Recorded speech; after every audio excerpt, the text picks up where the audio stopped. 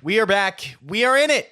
Episode a lot. It's less than 10, more than 1. This is the Noah Torr Show. Excited to have you with it, along for the ride, along for the journey. If we haven't gotten a chance to meet before, my name is Noah. I'm the host of the Noah Torr Show. This is a project, this is a journey that we're all on. It's a football journey, to be more specific. It's a college football journey. It's a dash of NFL. It's a dash of whatever's piquing my interest. Thankful to have you here. Thankful to have you along for the journey. If you like what you hear, if you like what you know, if you like what you see, if you like what you're listening to, it's on podcasts, it's on YouTube, Apple Podcasts, Spotify, all the things. It's my water bottle, by the way. Feel free to subscribe, like the video, leave a comment. If you don't like it, as my grandma used to say, my mom, old, sage, wise, they're not that old. If you don't have anything nice to say, just don't say anything at all. Just let it pass you by. Just pretend like you never saw it. But if you do like it, feel free to say something. On today's episode, we have got a lot, actually, and particularly a big thing that we're going to talk about that was big in the college football landscape over the past week was SEC Media Days. It is the fanfare of all fanfare. It is the Conference Media Week, Media Days, that gets the most attention compared to Big Ten, compared to ACC, compared to Big 12. Like, it objectively gets the most attention, and we'll talk more about that, but it does get the most attention. So that was the biggest storyline in college football over this past week. We're absolutely going to talk about it. There was some bangers that were shared over that weekend, particularly from one coach specifically that is now no longer a coach, but that used to be a coach. And like Will Stein had some things. He's Kentucky's head coach. He had some phenomenal things. Particularly, he was asked, "Hey, why do you think Kentucky is going to win this year? Like what's the difference maker this year?" And he said, and I quote, not actually, but this is the paraphrase, "Because I'm him." Like that was literally what he said. Because I'm him. Because of me was his actual quote. Because of me. Why do you think your team is going to do well this year? So glad you asked that question. Because of me. Absolute banger. That's just a preview of what we're going to talk about. I'm talking about the SEC and how they might break away. The SEC isn't going to be a part of the national landscape of college football with all the other Power 4 conferences. They're going to break away. They've been talking about it for a while. Is it actually going to happen? That's more of what we're going to share, talk about. There's a six-packer baked into all of that. The Athletic dropped their QB rankings for this upcoming year. You got multiple tiers. That's going off of what Mike Sando does for the Athletic, for the NFL, where he ranks quarterbacks. So college football, you got to have something similar, especially with the rise in popularity that college football is on right now. So you got to rank some quarterbacks. Then to round it out, do a little top 3, bottom 3. Classic on the Noah Torr Show. Again, thanks for tuning in. Excited to have you here. Excited to have you along for the journey. To start it off, we got to talk about where the media that was at the SEC Media Days actually ranks the teams that were there. Because that feels important. Like after the circus, after the presentation of every single team, every single coach, now how do you feel exiting the season about where these teams are? So here's where every SEC team lies. Georgia, 1st. Texas, 2nd. Ole Miss, 3rd. Texas A&M, 4th. LSU, 5th. Interesting. Just throwing it out there. Interesting that Ole Miss is ahead of LSU. LSU, remember, Lane Kiffin, college football coach, beloved by some, hated by a lot, is now at LSU. Ole Miss, Pete Golding, they're going on an adventure. It's just going to be interesting to see where LSU ends up this season, because you could say that LSU has the harder schedule compared to Ole Miss. I honestly might say it's probably about even. But at the end of the day, LSU behind Ole Miss. Texas A&M 4th. Alabama 6th. I will say it probably would have been better for Alabama if they named a starting quarterback heading into SEC Media Days. Now, Kalen DeBoer doesn't give a rip. Like, he doesn't care where his team is ranked heading into the season. What he cares, what he knows about is my team is here. I have belief in my team, and they are here. he doesn't care that he hasn't named a starting quarterback publicly yet, but at the same time, they probably would have been ranked a little bit higher if a starting QB was named. We move on. Oklahoma, 7. That's crazy. It's wild, especially because John Mateer, injured last season, came back, wasn't fully healthy as he was playing. He has said that on numerous occasions. People who talk about college football, care about college football, have made comments about this. We go, well, if he was healthy, would it be a little bit of a different season for Oklahoma? Probably would have been a little bit of a different season. I could see Oklahoma finishing top 4 in the SEC. That feels like a wild statement, but they really could. And at the end of the day, all these rankings, they just create content for people like you and me, just the bozos, to talk about. They're feeding scraps to us. They're like, here you go. Dude, just remember us. Football season's almost here. What do we got? 6 more Saturdays? Something beautiful. They're like, here you go. Just remember us. We're coming. We're coming soon. But just take this. Eat from our hand. And so it's, I don't know. Like Texas finishing second, they didn't make the playoffs last year. This year's going to be a little bit different. I think Texas will make the playoffs this year. I think Texas fans actually have a lot of things to look forward to. Apparently, I'm wearing burnt orange in your honor to the podcast listeners.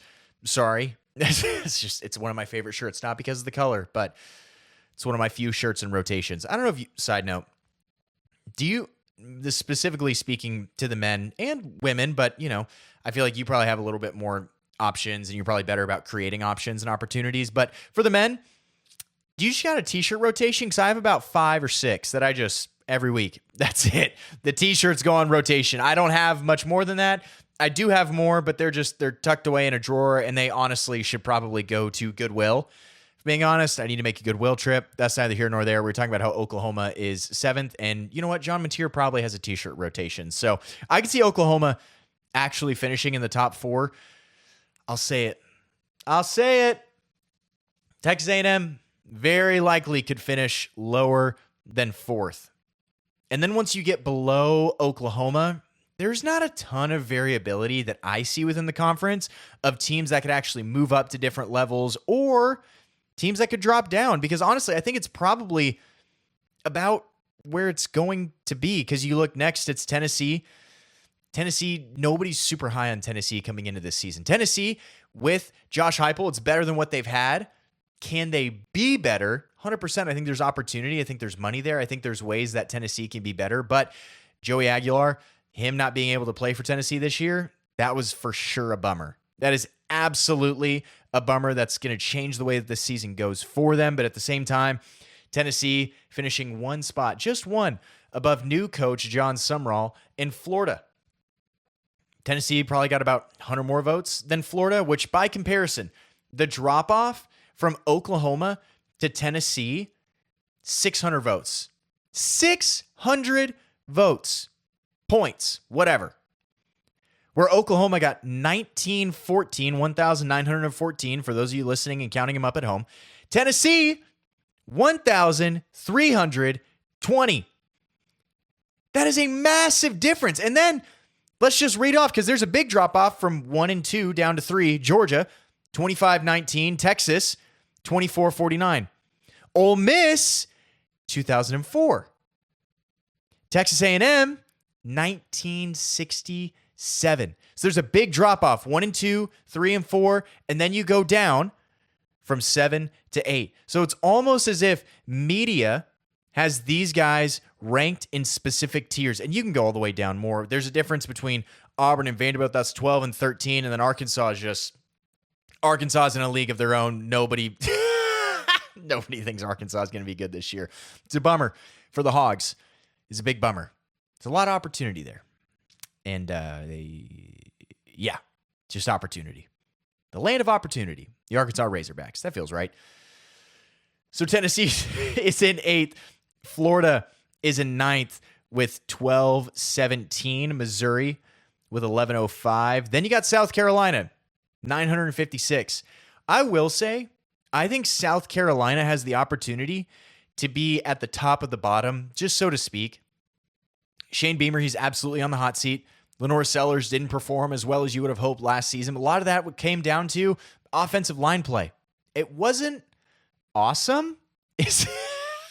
It's probably the best way to say it. Like it wasn't awesome. It wasn't good. What definitely wasn't great. It wasn't awesome. And if you want to just put a little bow on it, it wasn't good. And we're just going to leave it at that. It wasn't good. So I think South Carolina has the opportunity to bounce back this year. New offensive line coach, new offensive coordinator with Kendall Briles. Yeah. I just pointed out a Baylor hat that's on the desk just so everybody's clear and aware there. And I really do think, speaking of land of opportunity with Arkansas, there actually is land of opportunity with South Carolina. I think that they really could finish top 10 in the SEC. With Lenore Sellers actually being one of the best quarterbacks in the nation. Oh, yeah. No, I said it. He has the opportunity. I'm not saying he's going to, but a better offensive line gives him a much better chance to actually be the guy that everybody thought he was going to be last season. Because everybody last season was talking about Lenore Sellers. He's going to be a Heisman candidate. He's going to be one of the best QBs in the nation. Didn't happen. Far and away didn't happen.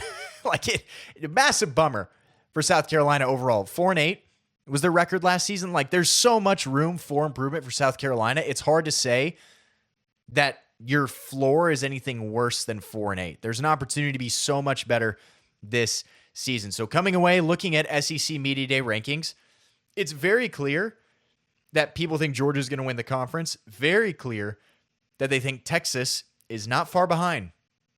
But the age-old question, specifically for Texas, it's always, will they actually show up this year? Will the Longhorns actually show up this year? Because Texas fans and Dallas Cowboy fans, kind of one and the same. They just kind of shake hands. They hold hands as they walk down a desolate road in a desolate place with a bunch of mirages around him. And you know what those mirages are as they walk around? It's pretend. It's pretend. I grew up a Longhorn fan, I am a Cowboys fan, and it's tough, to say the least. It's just tough.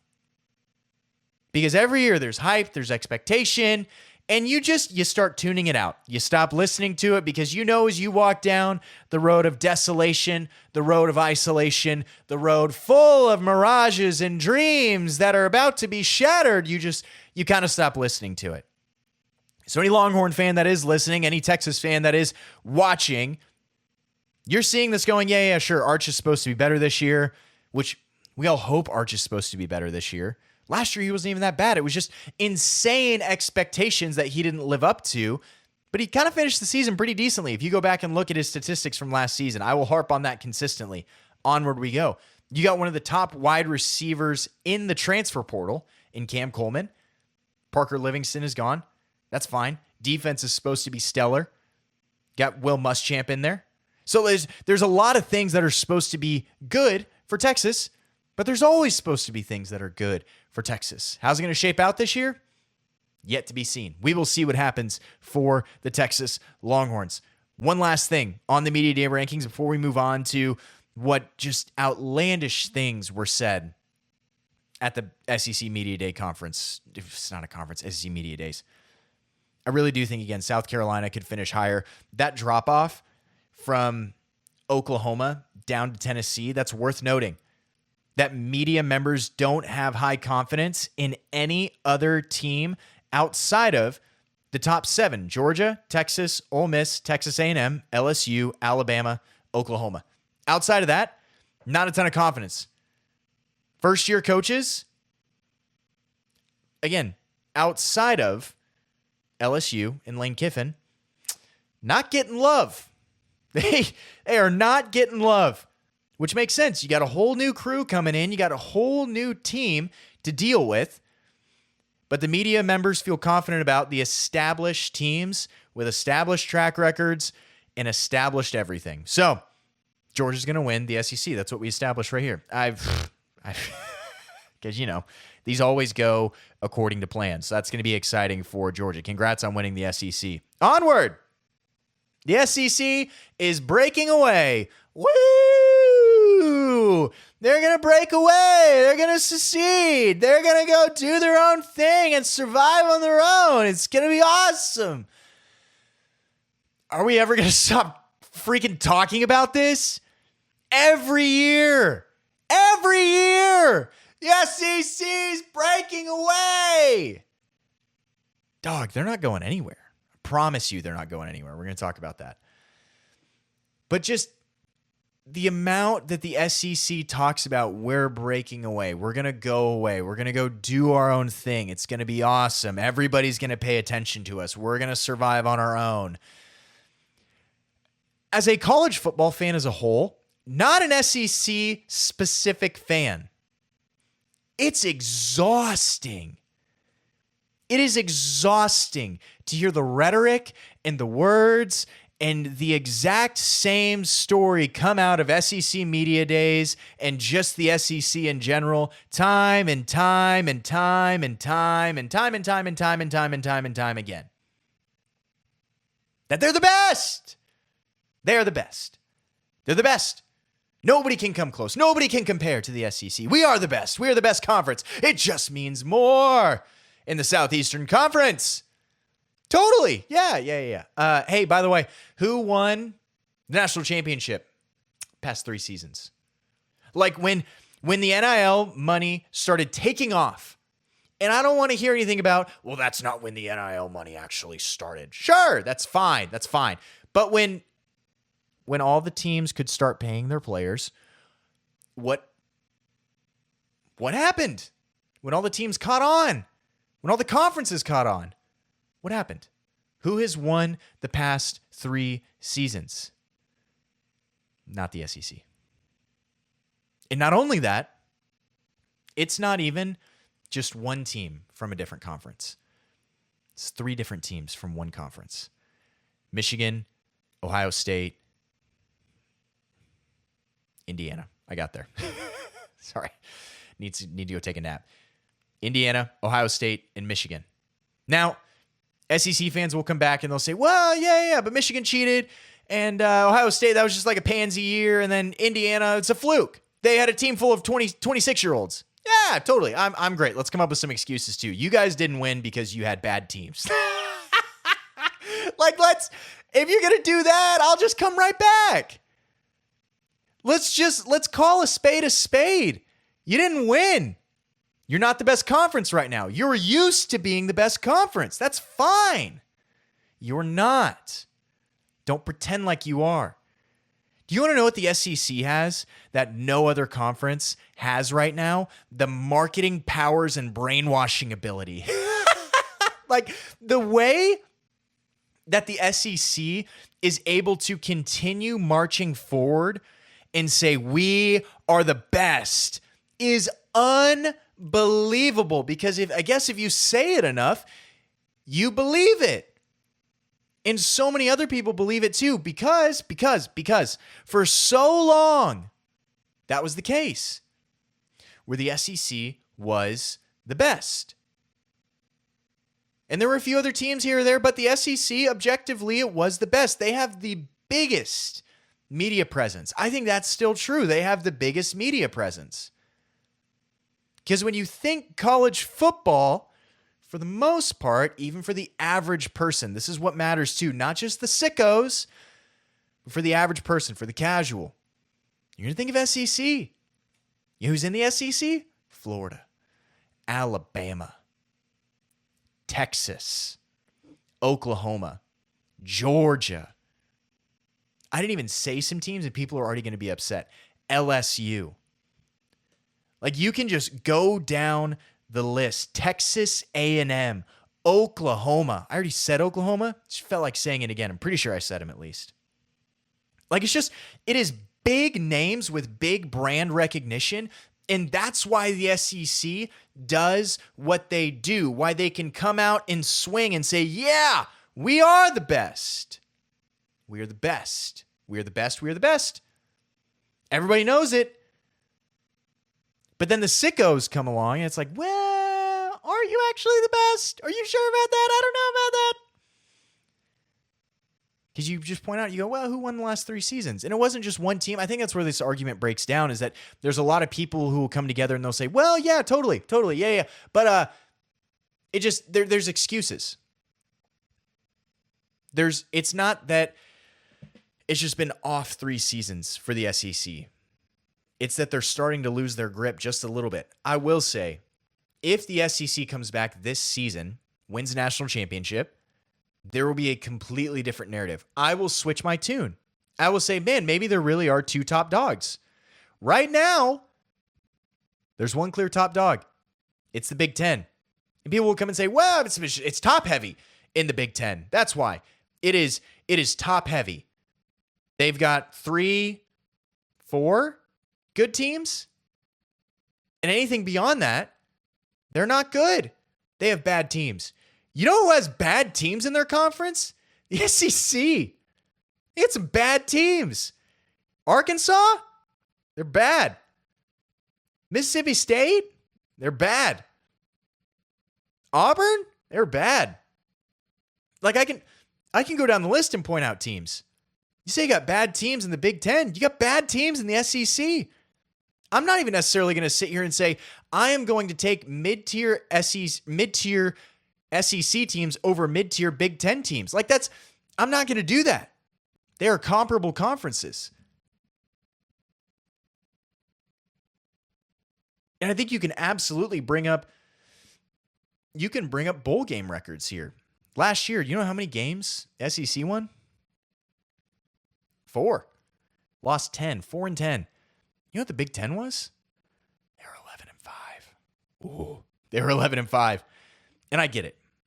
Immediately, if you're an SEC fan, you're going to come out and you're going to say, well, yeah, but bowl game records, they don't always count because we don't always play starters. Sure, that's fine. I'll grant you some of that. At the end of the day, objectively, I think the Big Ten is doing a better job holistically in the world of college football than the SEC is. If I was an SEC fan, here's what I would do. Here's how I would respond to that. Well, let's look up strength of schedule. Let's look up FPI, the Football Power Index, via ESPN. Let's just pull that up real quick. Why don't we? Let's go ahead. ESPN, FPI, college football. Just go ahead and pull it up because it got dropped recently. And that feels important to talk about. And you can just go, well, Texas is number 2. Georgia is 5. You got Alabama in there, LSU, Texas A&M, Oklahoma Sooners, Ole Miss, Tennessee, Florida, Missouri, Auburn. Like most of the top, and I didn't list off Big Ten teams. I'm just throwing that out there. But there are a lot of SEC teams all the way baked in there. You even get 3 in a row. Missouri, Auburn, South Carolina. Squashed in between BYU and SMU. So and even there's a big drop off. Like Texas, 26.9. Georgia, 24.8. Texas A&M, 20. Ole Miss, 16. So I mean, you keep going down the list. It gets lower and lower, and there's a big distinction even between Texas and Florida. Texas is at 26.9. Florida, 13.6. Florida, still in the top 20. There's a really big difference even in the top and the bottom. But can I ask you a question? I'm gonna ask the question. Who actually knows how FPI is calculated? Nobody knows. Nobody really knows. Sure, you can explain it. You can give a summary of it, but nobody actually knows how FPI works. You just throw it into a computer and it pumps out a number. And it's like, awesome. Thanks. It's pretend advanced analytics. I said it. It's pretend advanced analytics. And the tough part is, then you go to strength of schedule, and strength of schedule factors in FPI. You want to know what strength of schedule factoring FPI does? Means the SEC is all in a circle saying, we have the strongest strength of schedule. We also have one of the highest FPIs. Therefore, we are the best. It is circular reasoning. It's insane. And you're just throwing out numbers and stats, and it's like, sure. Yeah. This is one of the problems with college football because it's not the NFL. You're not getting as much cross-contamination, cross-pollination across teams where you can look at the NFL and there is a much better ability to say this team is better than this team. Done. That's easy.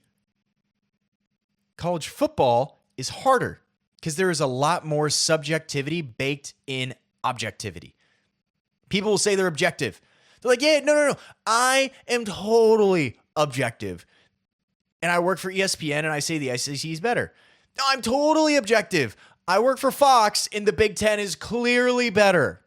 Dude, shut up. Nobody is objective when it comes to this conversation. Everybody is subjective. Do you see the two things right here? It's a Baylor hat. I'm a Big 12 guy. That's why I've said before, I will say the Big 12 is better than the ACC. You know what logic I use? The same logic that Nick Saban used to say the SEC is better than the Big 10. I'm probably going to have to change my logic a little bit. And now I don't know if the Big 12 is actually better than the ACC. They might be about even, and I would even maybe say the ACC is a little bit better. I posted a video a week ago saying that the Big 12 was better than the ACC. I'm already changing my tune. We're allowed to change our minds. Let's just table that conversation. It's a philosophical conversation we need to have right now between you and I. You go resolve that for yourself. But Nick Saban coming out during SEC Media Days and saying, top to bottom, SEC, best conference that's around. Great, thanks, Nick. Again, who's won the past 3 seasons? 3 different teams, mind you. 3 different teams. You know which conference wasn't even in the national championship last year? It's got 3 letters. It's got 1 vowel, 2 consonants. It starts with an S. It ends with a C. It's got an E just in the middle somewhere. They weren't even in the national championship. Nick, what the nuts are you talking about? This is the biggest cope on the face of the planet to say we have the best conference top to bottom. And again, I have literally said these exact same words when talking about the Big 12. I think it's a little bit of a different conversation with the Big 12 in the ACC versus the Big 10 in the SEC, because you just go back over the past 3 seasons, who has won the national championship? Who has been in the national championship? And for the Big 12 and for the ACC, here's what I'm even willing to do. Take the top 2 out of the conversation, Texas Tech and Miami. For the SEC and the Big 10, it's not just that you take one top dog out of the conversation. You would have to take multiple top dogs out of the conversation to where then it doesn't even become a conversation. Like if you take Georgia out, you take Indiana out, let's say you take Oregon out, let's say you take Texas out, let's say you take LSU out, I'll give you whoever. Then you're just stripping the conferences down. Whereas in the ACC and the Big 12, legitimately, I would put before you an argument that there are 2 legitimate outliers, Texas Tech and Miami. And those 2 might not even be on the same playing field. Because last year, Tech, sure, they got a bye, but what happened in that game? Not good. That's what happened in that game. It was not good. It was not pretty. What if we make a mutual agreement not to talk about it anymore in this episode? I think that's a great idea. Miami, national championship game. It was awesome. Great for Miami. I love that. Great for the ACC. It was phenomenal. But it's a totally different conversation when you start talking about the SEC and the Big 10.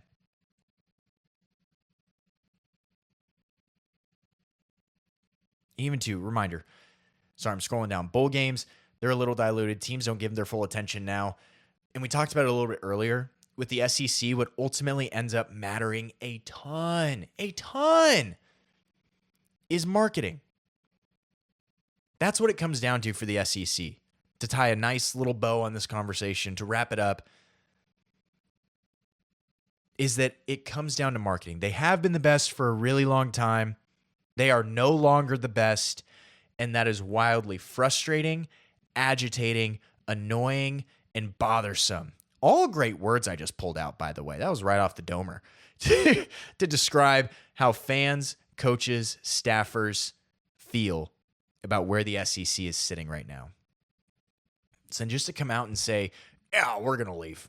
We're going to leave for sure. Yeah, just going to tie it up. We're going to peace out. It's awesome. Have fun. The SEC needs the rest of the conferences. The rest of the conferences need the SEC. Would the SEC survive on its own? That's a great hypothetical question. Would the SEC survive on its own? Yes.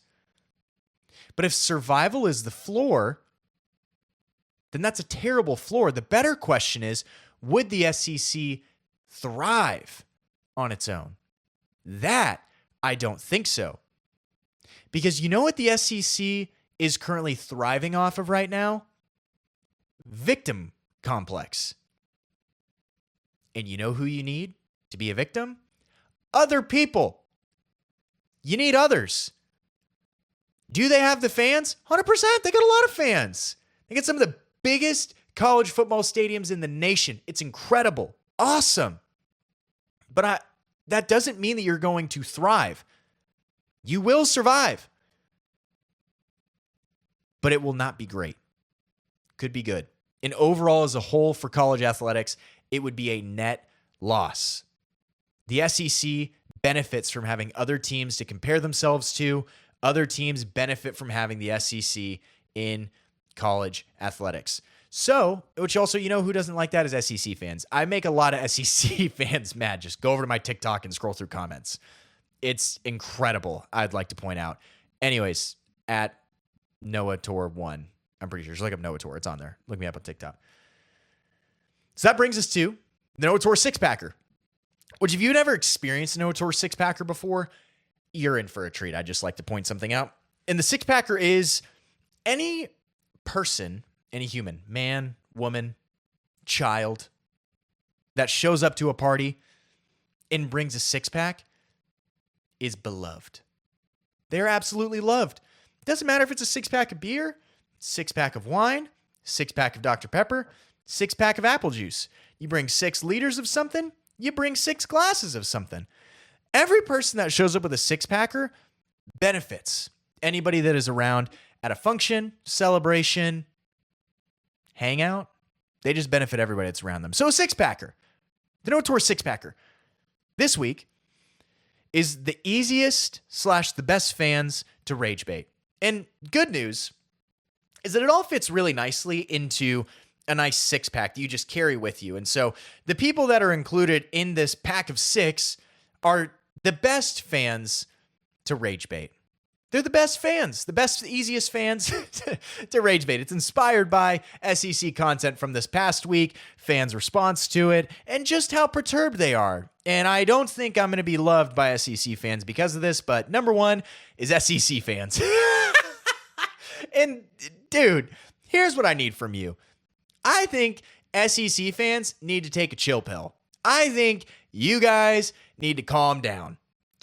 And that's, I will also understand, that's like looking at a woman or your partner or whoever. That's like looking at the person that you love, the person that you deeply like, the person that you're committed to, the person that you're just hanging out with, whatever, or a friend even.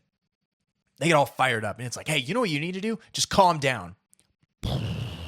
That doesn't go well. That didn't ever go well. And so I understand that is basically what I did. I just took a grenade, I launched it, and I watched it explode and said, you know what you guys need to do? Just calm down. It doesn't work. I get that. But SEC fans are the easiest to rile up, easiest to rage bait. It is unbelievable how crazy they get. So number one is SEC fans. Number two, they're also not going to like that it's not one conference, that it's a big group of people. Group of 6. The group of 6 fans. Because all you got to do is say, well, you guys aren't a real football team. Oh. It just wouldn't go well. It doesn't go well. Group of 6 fans, they care passionately. And they want their teams to have maybe not even equal, but they want to have the same visibility that Power 4 schools have. And they know, they understand. They say, no, we are not Power 4 schools, but we have a lot of talent coming out of the group of 6. That's fine. That's fine. I agree. But in the same way that SEC fans get riled up and are impossible to tame, impossible to simmer, impossible to say, shh, just sit down, I don't know, have a beer, take a deep breath, you're going to be fine. G6 fans can be the same way. Specifically when you rile them up when you start talking about the playoffs. Playoffs?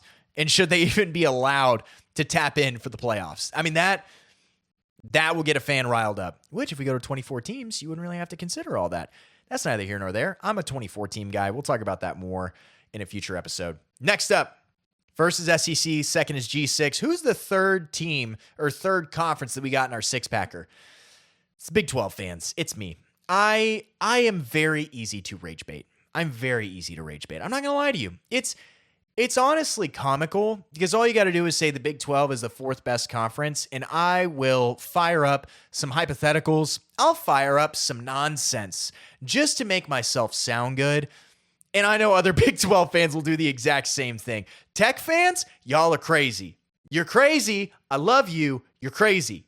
And Tech fans, you should know that. Same exact thing. Tech fans might even be their own separate thing outside of Big 12 fans.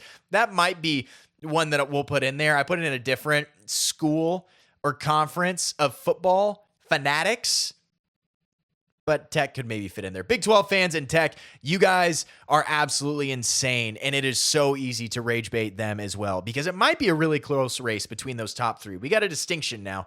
Big 10 fans are number 4. They're not insanely hard to rage bait, but they're not easy to either. They know their place. They're secure. They feel good about what they are. And they're not trying to walk into any hard conversations because an SEC fan will start riling them up and they'll just go, yeah, who's won the championships the past 3 seasons? You can just drop that, walk away. It's crazy. Big 10 fans, props to you. I would love to be one of you. ACC fans really don't get that riled up. Again, know their place, know where they sit. And there's not a ton that you got to worry about. Clemson fans can get a little bit riled up, but that's just they're disappointed. There's not even rage baiting them. They're just like, yeah, it's been a bummer. It's so you didn't have to do anything with that. Last but not least, the most chill, untouchable fan base on the face of the planet. We have the FCS schools, just as a whole. They're just there for vibes. They want to hang out. They want to have a good time. Watch some good football, move on with their day. FCS fans, the least dramatic football fans I think I've had interactions with. Maybe I've got the wrong FCS fans that I'm interacting with. Maybe you can prove me wrong, but I really do think they might be the most chill fans on the face of the planet. Let's run it back through. SEC fans, number 1, by and large. You know it. I know it. Even if you're watching this and you're getting fired up, that proves my point. Group of 6, Big 12, Big 10, then the ACC, then the FCS. Moving forward, got some QB rankings. The Athletic dropped QB rankings. One specifically that I wanted to talk about is Drew Mestemaker. Drew Mestemaker, formerly at North Texas, played quarterback at Vanderbilt High School. Shout outs in the Austin area. We're into high school. Same school district. They're very good at football. Drew Mestemaker, beautiful story, by the way. Started his last football game that he started was freshman year of high school. Shows up at North Texas. He's playing football. Now he's at Oklahoma State with head coach Eric Morris, and he is literally getting Heisman conversations and hype. It is unbelievable, the story arc and the beautiful narrative that is surrounding Drew Mestemaker. I want to look up, this might be something I got to do after the show, but I want to look up and know what games does Oklahoma State have this season against high-profile teams, and then could College Game Day show up to something like that? Seriously, because that is the type of guy that Drew Mestemaker is. That's what I want to look up. I looked up OSU. That's going to be Ohio State. That's just a bummer. Oklahoma State. Because, they could show up. They could play a really tough game against BYU. It could be one against Tech. I don't know. If it's Oklahoma State versus Tech, that is absolutely going to be a game, potentially, that they'll show up to. November 14th, Oklahoma State, Texas Tech. If Oklahoma State is in the running in the Big 12 Conference, and Drew Mestemaker is having just a brilliant season, Game Day will show up at that, and Drew Mestemaker will have 5 stories made about him. And you know what? Will Hammond will too, because I'll throwing this out there. A lot of people are bumping on Tech now because Will Hammond is starting at quarterback. Bump you. Will Hammond is a dog, an absolute fiend at quarterback. He had some very high highs. He didn't even really have that low of lows. He was fine. He was average. And he's coming off a torn ACL. Sure. I want to believe that Will Hammond's going to be a dog because I think he will. He had some gnarly throws. He was nasty when he was playing. I'm a big Will Hammond guy. Anyways, Drew Mestemaker in the college quarterback rankings via The Athletic was 6th. 6th! He's never even played a Power 4 game. It's bonkers. Trinidad Chambliss was number 1, Dante Moore number 2, CJ Carr number 3. Nobody's got questions about that. Nope. If you do, you don't know what you're talking about. I'm just going to move on. Honestly, Dante Moore could be number 1. So, Darian Mensah 4, Julian Sayin 5, and then Drew Mestemaker 6. It's wild that Drew Mestemaker is 6th. Now, last year, phenomenal stats. Almost 70% completion percentage. Just about 10 yards per attempt every time he threw the ball. 34 touchdowns, 9 interceptions. He has a skill set that makes any NFL scout bulge their eyes, pop out of their head. They look at this kid and they want all of it. They love him. There's no way to say this. Every single staffer, every single coach loves the kid. I'm positive he had so much attention to go anywhere but Oklahoma State. Instead, Coach Eric Morris said, nah, come here. Let's do this thing again. Let's run this back at the P4 level. What do you say? It's going to be awesome. I have high hopes for Oklahoma State. His throws are on point. He has a chance to be phenomenal. But I just want to list off some guys that Drew Mestemaker is ahead of. So he's ahead of Arch Manning and Sam Levitt. That's great. Sure. He's ahead of those guys. He's ahead of Noah Fifita. It's from Arizona. Gunnar Stockton, Josh Hoover, former TCU quarterback, now at Indiana. He's ahead of JKS, Sengapalutele. We're going to nail that pronunciation. I'm going to get it wrong every time. JKS, who, by the way, JKS, if he was not at Cal and had at least one more year of experience, not same talent level, one more year of experience, he would be a tier 1 quarterback. It's neither here nor there. He's ahead of Marcel Reed. He's ahead of John Mateer. John Mateer was a Heisman potential last season, at the beginning of last season. He's ahead of Devin Dampier. He's ahead of Rocco Becht, which I love Rocco Becht. You know what you're going to get every single time. Is he going to be amazing, outstanding, knock your socks off? No, Rocco Becht's going to get you 8 games. Supporting cast will get you 2. Rocco Becht is awesome. He's also ahead of Bear Bachmeier. I'm just tossing all that out there. Drew Mestemaker, the guy who has never played a Power 4 game and played for a Power 4 team. That's what I mean by that. He's never played for a Power 4 team. He's never played a Power 4 conference schedule. He is ahead of Arch Manning, who Arch Manning now has a season where he had to deal with an insane amount of pressure coming in with one of the best wide receivers in a phenomenal defense and supporting cast. Arch Manning actually might have Heisman hype this season, but everyone's going to taper their expectations a little bit. He's ahead of Sam Levitt. You guys know how I feel about Sam Levitt. I think Lane Kiffin's going to make him awesome. I think Sam Levitt's good. I don't know if he's tier 1 great. But being ahead of Noah Fifita, Gunnar Stockton, Josh Hoover, JKS, Marcel Reed, John Mateer, Devin Dampier, Rocco Becht, Bear Bachmeier. That's bonkers. Absolutely bonkers. For potential. And even there was a staffer, I believe it was a Big 12 staffer, that said he is the future of the Big 12 quarterback. Or he said this is the Big 12 quarterback. Like, everybody's looking at this guy as the Big 12 quarterback when Noah Fifita is there. Arizona returning starter is there. He's going to be amazing. You know who else is there? DJ Lagway.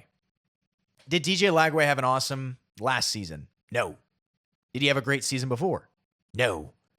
Does he have potential to have a really good season this year? Yeah. He could be good. We don't know. He could be good. But Drew Mestemaker, having the amount of hype that he has, I think he's getting set up for an Arch Manning type of season.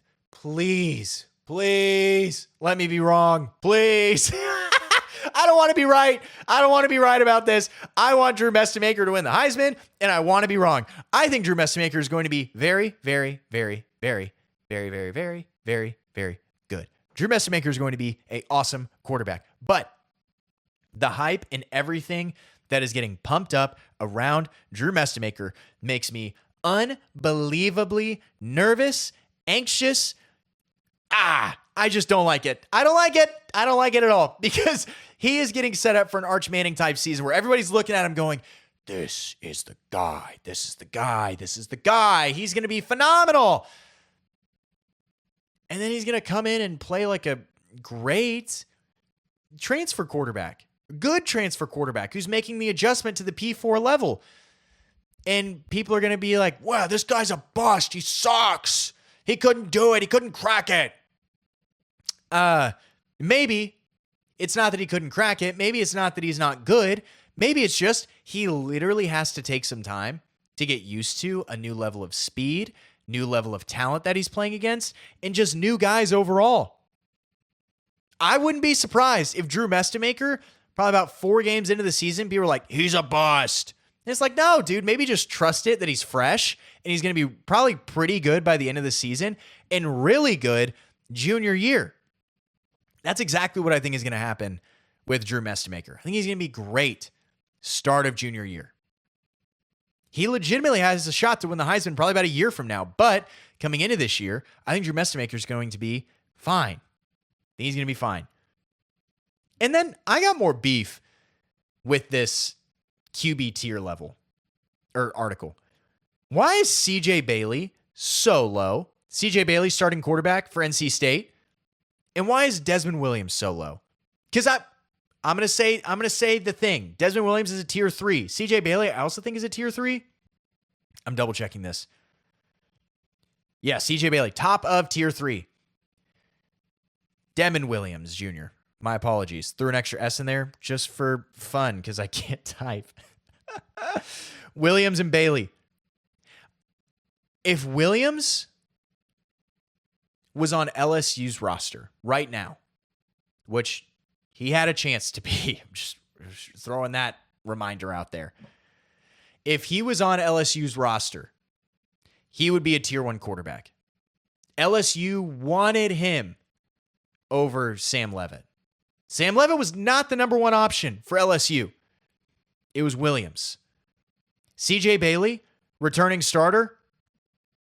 He's big. He's talented. His throws don't always look the prettiest, but he's super efficient and he's very good. If he wasn't on NC State, he would be maybe not tier 1, top of tier 2 at the very least. That's my beef with this. It's fine. It's a good article. Go read it. It's on The Athletic. It's a free article, by the way, in case you don't have an Athletic subscription.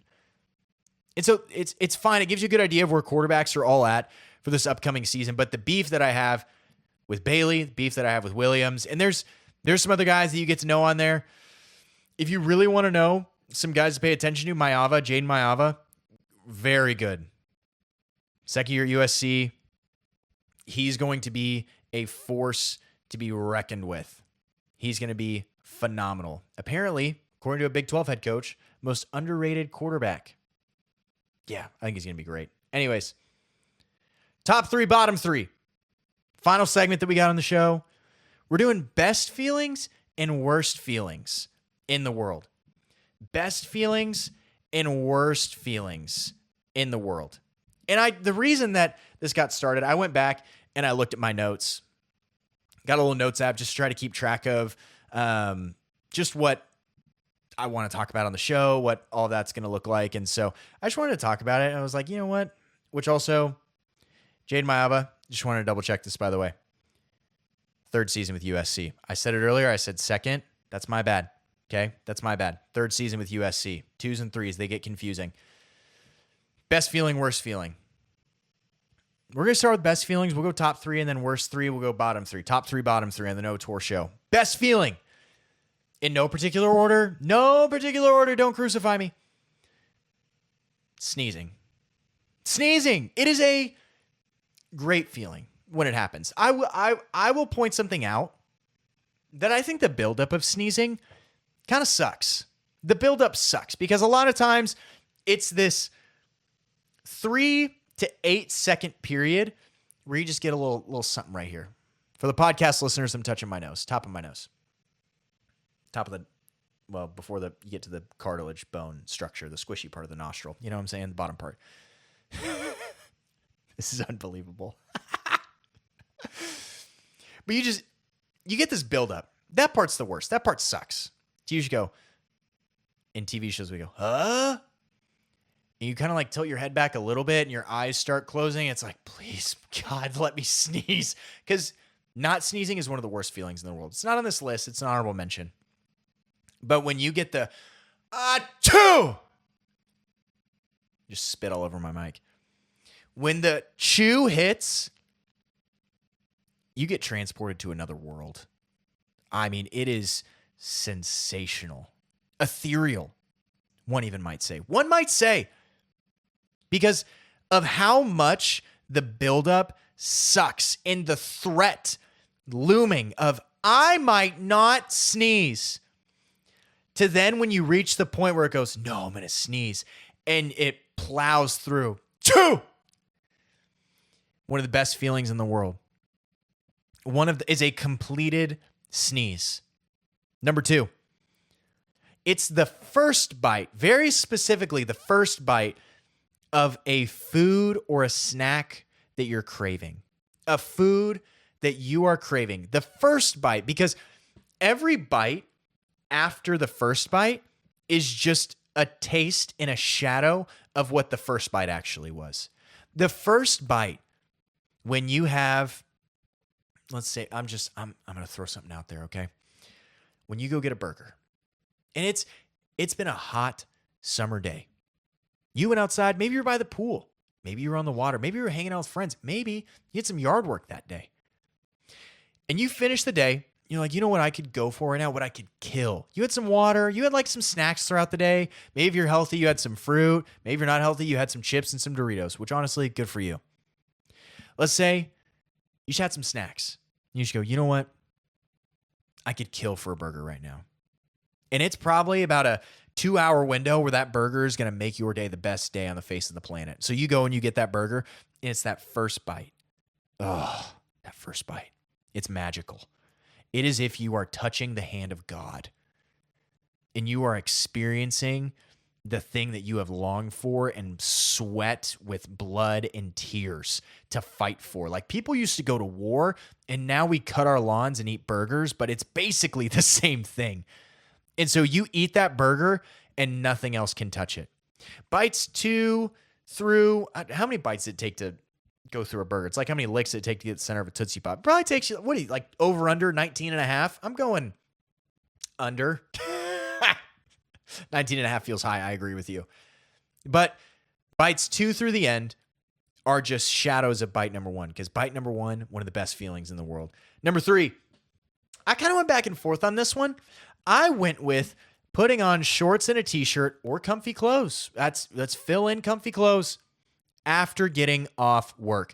Gotta be one of the best feelings that's ever existed. You take off the polo, you take off the dress shirt. Let's say you're a jacket guy. Maybe you're a tie guy. I'm not any of those. But let's say you are, because I know some of us still work in an office building. A lot of us still work in an office building. You got dress pants on. Maybe you're a golf pant Lulu guy. Hidden gem of the office culture, I might say. You're a dress shoe guy, but maybe not dress shoes. Maybe like some Cole Haans. Or maybe some Steve Maddens, where it's not full-on dress shoes, but it's not sneakers. It's like a nice little half and half between, just uncomfortable enough to have you want to toss them in the trash when you get home. So you get home, you take it off, you put on comfy clothes, and your brain is literally going, I'm home now. I've left the threat.